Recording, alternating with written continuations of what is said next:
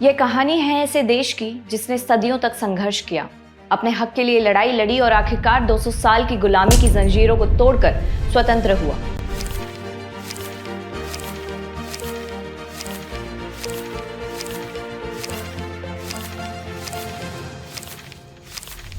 यह कहानी है भारत की, जिसने 15 अगस्त 1947 को अपनी आजादी तो हासिल कर ली, लेकिन असली चुनौती अब शुरू हुई।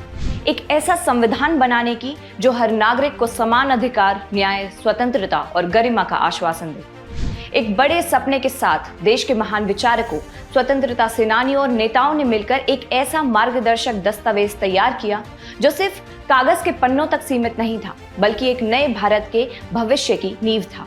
यह था भारत का संविधान, जिसकी प्रस्तावना यानी प्रिएम्बल वह प्रकाश थी जो इस राष्ट्र को सही दिशा दिखाने वाली थी। और इस दिशा की प्रेरणा हमें मिली अमेरिका के प्रिएम्बल से, जहां हमने देखा कि कॉन्स्टिट्यूशन की शुरुआत एक प्रिएम्बल से होती है, जिसमें उसके लक्ष्य और मुख्य सिद्धांत बताए गए हैं। बात करें इसकी भाषा यानी लैंग्वेज की, तो प्रिएम्बल की शैली और शब्दों को ऑस्ट्रेलिया के संविधान से लिया गया है। इसका मतलब यह है कि जिस तरीके से प्रिएम्बल लिखा गया है वह ऑस्ट्रेलियाई संविधान से प्रभावित है। खास बात यह है कि भारतीय संविधान के फाइनल ड्राफ्ट में प्रिएम्बल को सबसे आखिरी में जोड़ा गया था। यह दिलचस्प इसलिए है क्योंकि जिस विचार यानी ऑब्जेक्टिव रेजोल्यूशन पर यह आधारित थी, वह संविधान सभा में पेश किए गए सबसे पहले प्रस्तावों में से एक था, और इस प्रस्ताव को कॉन्स्टिट्यूएंट असेंबली में रखा था पंडित जवाहरलाल नेहरू ने। 26 नवंबर 1949 को जब यह संविधान तैयार हुआ तो इसकी शुरुआत हुई हम भारत के लोग से। यह केवल शब्द नहीं, बल्कि हमारे देश के हर नागरिक का संकल्प है कि हम भारत को एक संप्रभु, समाजवादी, पंथ निरपेक्ष और लोकतांत्रिक गणराज्य बनाएंगे। चलिए अब इसको विस्तार से समझने के लिए हम प्रिएम्बल को 3 भागों में बांट सकते हैं। पहला, अधिकार स्रोत। आसान शब्दों में समझे तो हमारे संविधान के अधिकार का स्रोत है हम, यानी we the people of India. अर्थात हमारे संविधान की असली ताकत किसी राज्य या सरकार से नहीं, बल्कि हम भारत के लोगों से आती है, क्योंकि असली सत्ता जनता के हाथ में है। दूसरा भाग है nature of the Indian state. हमारी प्रस्तावना हमें इसके बारे में 4 महत्वपूर्ण बातें सिखाती है: न्याय, स्वतंत्रता, समानता और बंधुत्व। न्याय अर्थात प्रत्येक नागरिक को सामाजिक, आर्थिक और राजनीतिक न्याय मिले। स्वतंत्रता यानी विचार, अभिव्यक्ति, विश्वास, धर्म और उपासना की पूरी आजादी हो। समानता अर्थात सभी नागरिकों को समान अधिकार और अवसर मिले, तथा बंधुत्व यानी सभी भारतीयों के बीच एकता, प्रेम और सम्मान बना रहे। तीसरा महत्वपूर्ण भाग है इसकी तारीख। आपको बता दें कि 26 नवंबर 1949 को हमने संविधान को अंगीकृत, अधिनियमित और आत्मार्पित किया, और 26 जनवरी 1950 से इसे पूर्णतः पूरे देश में लागू कर दिया गया। चलिए अब भारत की प्रकृति को विस्तार से समझते हैं। पहला है, भारत एक संप्रभु राज्य यानी India is a sovereign state. Bharat अपनी संप्रभुता के साथ खुद अपने देश का भविष्य तय करता है। भारत एक स्वतंत्र राज्य है जो अपने आंतरिक या बाहरी मामलों में आजाद है। संप्रभुता का अर्थ यह भी है कि भारत किसी दूसरे देश का उपनिवेश नहीं है, ना ही हम किसी बाहरी शक्ति का कोई अधिकार या नियंत्रण है। हम संयुक्त राष्ट्र और कॉमनवेल्थ जैसे संगठनों का हिस्सा जरूर हैं, लेकिन उनकी सदस्यता से हमारी संप्रभुता पर कोई आंच नहीं आती है। चलिए अब बात करते हैं लोकतंत्र की।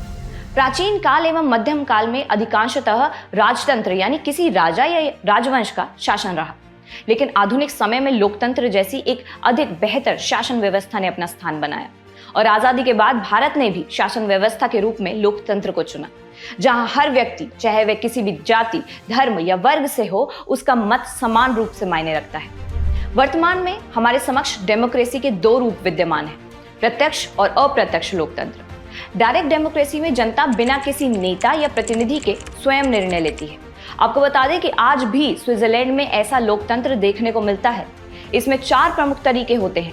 पहला, रेफरेंडम, जब किसी कानून या प्रस्ताव पर सीधे जनता की राय ली जाती है और वे मतदान यानी वोटिंग करके फैसला करते हैं। दूसरा तरीका है रिकॉल।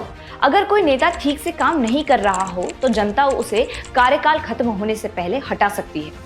तीसरा तरीका है इनिशिएटिव, जिसमें जनता खुद कोई नया कानून बनाने का प्रस्ताव सरकार के सामने रख सकती है। इनके अलावा है जनमत संग्रह अर्थात प्लेबिसाइट। किसी बड़े राष्ट्रीय मुद्दे पर जनता की राय ली जाती है ताकि सरकार को सही दिशा मिले। वहीं इनडायरेक्ट डेमोक्रेसी से तात्पर्य है जब जनता अपने प्रतिनिधि चुने। सोचिए, अगर हर फैसला जनता को खुद लेना हो तो क्या ये मुमकिन है? इतने सारे लोग, इतने सारे मुद्दे, हर बार वोटिंग कैसे होगी? भारत के बड़े आकार के कारण भारत ने लोकतंत्र के इस रूप को अपनी शासन व्यवस्था के रूप में चुना। इसमें जनता अपने प्रतिनिधियों को चुनती है और वे जनता के लिए फैसले लेते हैं। इसे ही प्रतिनिधि लोकतंत्र भी कहा जाता है। भारतीय लोकतंत्र में सार्वभौमिक वयस्क मताधिकार के माध्यम से जनप्रतिनिधियों को चुना जाता है जो सरकार का निर्माण करते हैं। आपको बता दें कि लोकतंत्र केवल राजनीतिक ही नहीं, यह सामाजिक और आर्थिक स्वतंत्रता का भी प्रतीक है, जहां हर किसी को समान अवसर मिले व हर किसी की आवाज सुनी जाए। आइए बात करते हैं भारतीय गणराज्य की, जिसका अर्थ यह है कि यहाँ का प्रमुख चुना हुआ व्यक्ति होता है, ना कि कोई राजा या महारानी। कुछ देशों में आज भी लोकतंत्र के साथ देश का प्रमुख राजा या रानी होते हैं, जैसे ब्रिटेन में। लेकिन भारत ने गणराज्य की व्यवस्था को अपनाया, जिसमें निर्वाचित प्रमुख जनता द्वारा प्रत्यक्ष या परोक्ष रूप से चुना जाता है। गणराज्य होने का मतलब है कि यहाँ कोई विशेष वर्ग नहीं, कोई राजसी उपाधि नहीं, बल्कि हर नागरिक को समान अवसर प्राप्त है। इसको अपनाकर भारत ने वह पुरानी परंपरा तोड़ दी जहां सत्ता कुछ गिने चुने लोगों के हाथों में होती थी। यह सॉवरेन, डेमोक्रेटिक और रिपब्लिक, ये तीन मजबूत स्तंभ हैं जिन पर हमारा संविधान टिका हुआ है। लेकिन समय के साथ देश को और भी मजबूत करने के लिए बदलाव जरूरी थे और इसी जरूरत को पूरा किया 42वें संविधान संशोधन यानी 42nd अमेंडमेंट ने, जिसमें 3 और महत्वपूर्ण शब्द जोड़े गए: समाजवादी, पंथनिरपेक्ष और अखंडता। इन शब्दों ने भारत की आत्मा को आकार दिया। यह साबित किया कि हमारा संविधान सिर्फ एक दस्तावेज नहीं, बल्कि एक जीवंत विचारधारा है जो हर नागरिक के हक और पहचान की बुनियाद है। आइए इन तीनों को गहराई से समझते हैं। पहला है समाजवाद, जिसका अर्थ है सामाजिक और आर्थिक समानता।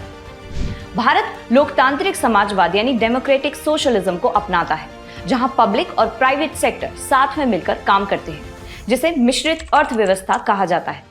आपको बता दें कि यह साम्यवादी समाजवाद अर्थात कम्युनिस्ट सोशलिज्म नहीं है, जिसमें निजी संपत्ति समाप्त कर दी जाती है और उत्पादन एवं वितरण के सभी साधनों का राष्ट्रीयकरण किया जाता है, बल्कि यह मार्क्सवाद और गांधीवाद का मिश्रण है, जिसमें गांधीवादी समाजवाद पर अधिक जोर दिया गया है।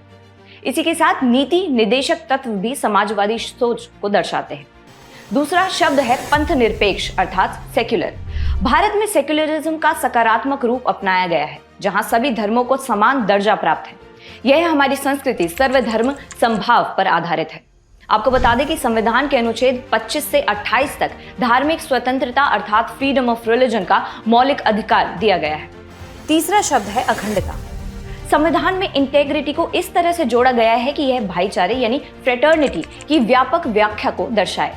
यह जाति, वर्ग, क्षेत्र, धर्म, भाषा, लिंग और विचारधारा की विविधता के बावजूद राष्ट्र की अखंड संरचना यानी इंटेग्रल स्ट्रक्चर को बढ़ावा देता है। इन सब संशोधनों के बाद अब यह प्रश्न उठा कि क्या प्रीएम्बल कॉन्स्टिट्यूशन का हिस्सा है। इस पर सालों तक बहस चली और कई ऐतिहासिक मुकदमों में इसे लेकर अलग अलग राय सामने आई। सबसे पहले 1960 में बेरूबरी यूनियन केस में सुप्रीम कोर्ट ने कहा कि प्रस्तावना संविधान का हिस्सा नहीं है। लेकिन 1973 में केशवानंद भारती केस में सुप्रीम कोर्ट ने अपने पुराने निर्णय को बदला और एक ऐतिहासिक फैसला दिया कि प्रस्तावना संविधान का अभिन्न हिस्सा है। इस फैसले ने संविधान की मूल संरचना यानी बेसिक स्ट्रक्चर की भी अवधारणा दी, जिससे यह स्पष्ट हो गया कि संविधान की प्रस्तावना को पूरी तरह नजरअंदाज नहीं किया जा सकता है। बाद में 1995 में LIC ऑफ इंडिया केस में भी इस विचार को दोहराया गया कि प्रस्तावना संविधान का हिस्सा है। अब एक और दिलचस्प सवाल उठता है, क्या प्रस्तावना में बदलाव संभव है? आमतौर पर संविधान को अनुच्छेद 368 के तहत संशोधित किया जा सकता है, लेकिन क्या यह प्रस्तावना पर भी लागू होता है? 1973 के केशवानंद भारती केस में सुप्रीम कोर्ट ने स्पष्ट किया कि प्रीएम्बल को संशोधित किया जा सकता है, लेकिन संविधान के मूल ढांचे यानी इसके बेसिक स्ट्रक्चर को नहीं बदला जा सकता। इसका मतलब यह है कि अगर कोई बदलाव संविधान के मूल नियमों को नहीं बदलता तो प्रीएम्बल को बदला जा सकता है।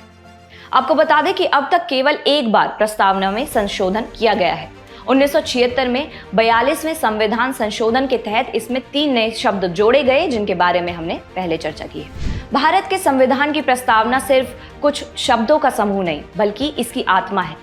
यह केवल एक परिचय नहीं, बल्कि उन बुनियादी सिद्धांतों और विचारों को दर्शाती है जिन पर भारत का संविधान आधारित है। इसलिए सुप्रीम कोर्ट ने समय समय पर ऐतिहासिक निर्णयों में प्रस्तावना को आधार बनाकर संविधान के दार्शनिक पक्ष को समझा, जिससे संविधान की आत्मा को संजोए रखा जा सके।